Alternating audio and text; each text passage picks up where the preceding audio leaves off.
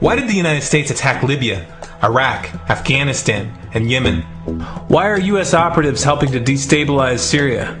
And why is the United States government so intent on taking down Iran, in spite of the fact that Iran has not attacked any country since 1798? And what's next?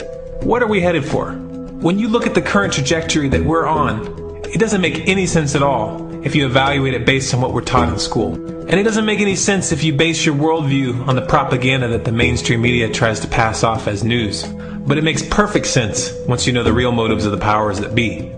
In order to understand those motives, we first have to take a look at history. In 1945, the Bretton Woods Agreement established the dollar as the world reserve currency, which meant that international commodities were priced in dollars.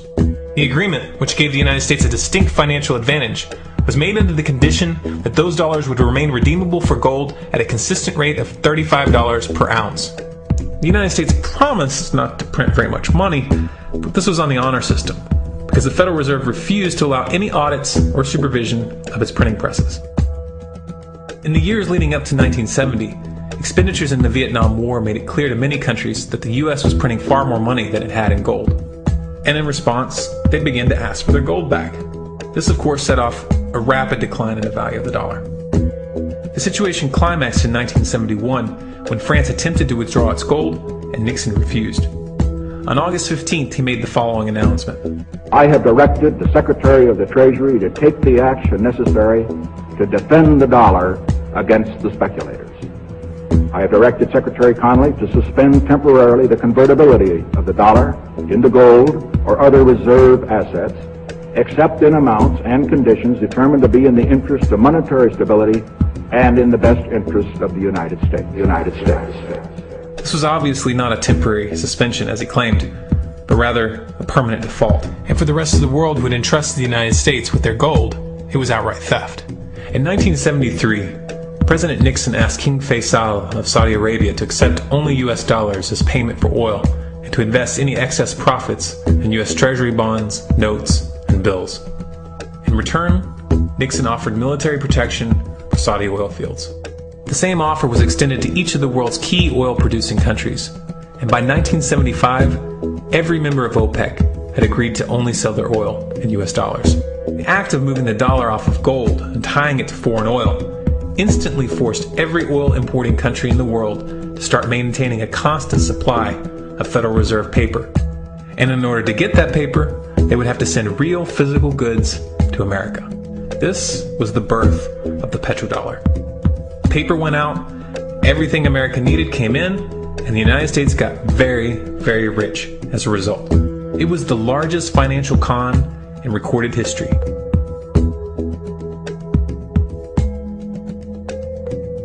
The arms race of the Cold War was a game of poker.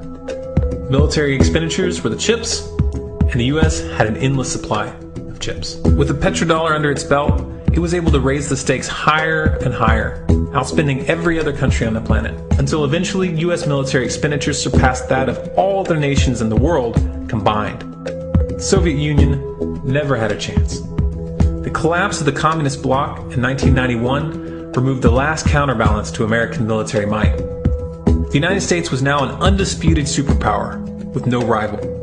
Many hoped that this would mark the beginning of a new era of peace and stability. Unfortunately, there were those in high places who had other ideas. Within that same year, the U.S. invaded Iraq in the First Gulf War. And after crushing the Iraqi military and destroying their infrastructure, including water purification plants and hospitals, crippling sanctions were imposed which prevented that infrastructure from being rebuilt. These sanctions, which were initiated by Bush Sr. and sustained throughout the entire Clinton administration, lasted for over a decade and were estimated to have killed over 500,000 children. The Clinton administration was fully aware of these figures. We have heard that 500,000 children have died. I mean, that's more children than died in Hiroshima. And you know, is the price worth it? I think this is a very hard choice, but we think the price is worth it. Miss Albright, what exactly was it that was worth killing 500,000 kids for? In November of 2000, Iraq began selling its oil exclusively in euros. This was a direct attack on the dollar and on U.S. financial dominance, and it wasn't going to be tolerated. In response, the U.S. government, with the assistance of the mainstream media, began to build up a massive propaganda campaign claiming that Iraq had weapons of mass destruction and was planning to use them. In 2003, the U.S. invaded, and once they had control of the country, oil sales were immediately switched back to dollars. This is particularly notable due to the fact that switching back to the dollar meant a 15 to 20% loss in revenue due to the euro's higher value. It doesn't make any sense at all unless you take the petrodollar into account. So I came back to see him a few weeks later, and by that time we were bombing in Afghanistan. I said, "Are we still going to war with Iraq?" And he said, "Oh, it's worse than that." He said, he reached over on his desk, he picked up a piece of paper, he said, I just got this down from upstairs, meaning the Secretary of Defense's office today, and he said, "This is a memo that describes how we're going to take out 7 countries in 5 years, starting with Iraq and then Syria, Lebanon, Libya, Somalia, Sudan, and finishing off Iran." Let's take a look at the events of the past decade and see if you see a pattern. In Libya, Gaddafi was in the process of organizing a bloc of African countries to create a gold-based currency called the dinar, which they intended to use to replace the dollar in that region. US and NATO forces helped destabilize and topple the Libyan government in 2011, and after taking control of the region, US armed rebels executed Gaddafi in cold blood and immediately set up the Libyan Central Bank. Iran has been actively campaigning to pull oil sales off of the dollar for some time now, and it has recently secured agreements to begin trading its oil in exchange for gold. In response, the US government, with mainstream media assistance, has been attempting to build international support for military strikes on the pretext of preventing Iran from building a nuclear weapon. In the meantime, they established sanctions which US officials openly admit are aimed at causing a collapse of the Iranian economy. Syria is Iran's closest ally, and they are bound by mutual defense agreements. The country is currently in the process of being destabilized with covert assistance from NATO, and though Russia and China have warned the United States not to get involved, the White House has made statements within the past month indicating that they are considering military intervention. It should be clear that military intervention in Syria and Iran isn't being considered. It's a foregone conclusion, just as it was in Iraq and Libya. The U.S. is actively working to create the context which gives them the diplomatic cover to do what they already have planned. The motive for these invasions and covert actions becomes clear when we look at them in their full context and connect the dots. Those who control the United States understand that even if a few countries begin to sell their oil in another currency, it will set off a chain reaction and the dollar will collapse. They understand that there is absolutely nothing else holding up the value of the dollar at this point, and so does the rest of the world. But rather than accepting the fact that the dollar is nearing the end of its lifespan, the powers that be have made a calculated gambit. They have decided to use the brute force of the U.S. military to crush each and every resistant state in the Middle East and Africa. That in itself would be bad enough, but what you need to understand is that this is not going to end with Iran. China and Russia have stated publicly and on no uncertain terms that they will not tolerate an attack on Iran or Syria. Iran is one of their key allies, one of the last independent oil producers in the region, and they understand that if Iran falls, then they will have no way to escape the dollar without going to war. And yet the United States is pushing forward in spite of the warnings. What we are witnessing here is a trajectory that leads straight to the unthinkable.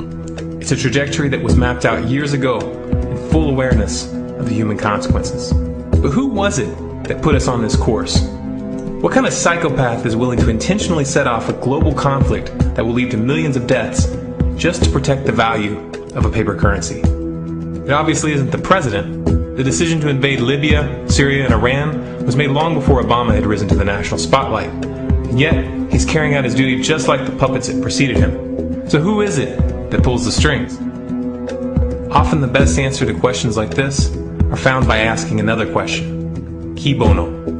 Who benefits? Obviously those who have the power to print the dollar out of thin air have the most to lose if the dollar were to fall. And since 1913, that power has been held by the Federal Reserve. The Federal Reserve is a private entity owned by a conglomerate of the most powerful banks in the world. And the men who control those banks are the ones who pull the strings. To them, this is just a game. Your life and the lives of those you love are just pawns on their chessboard. And like a spoiled 4-year-old who tips the board onto the floor when they start to lose, the powers that be are willing to start World War III to keep control of the global financial system. Remember that when these wars extend and accelerate. Remember that when your son or your neighbor's son comes back home in a flag-draped coffin. Remember that when they point the finger at the new boogeyman, because the madmen who are running this show will take this as far as you allow them to. So how much time do we have left? It's a question I hear constantly, but it's the wrong question. Asking how much time we have left is a passive posture. It's the attitude of a prisoner who's waiting to be taken out to a ditch and shot in the back of the head. What are our chances? Can we change course? Also the wrong question. The odds don't matter anymore. If you understand what we're facing, then you have a moral responsibility to do everything in your power to alter the course that we're on, regardless of the odds. It's only when you stop basing your involvement on the chances of success that success actually becomes possible. To strip the ill-begotten power from the financial elites and to bring these criminal cartels to justice will require nothing less than a revolution. The government is not going to save us. The government is completely infiltrated and corrupts the core. Looking to them for a solution at this point is utterly naive. There are 3 stages of revolution, and they are sequential. Stage 1 is already underway. Stage 1 is the ideological resistance.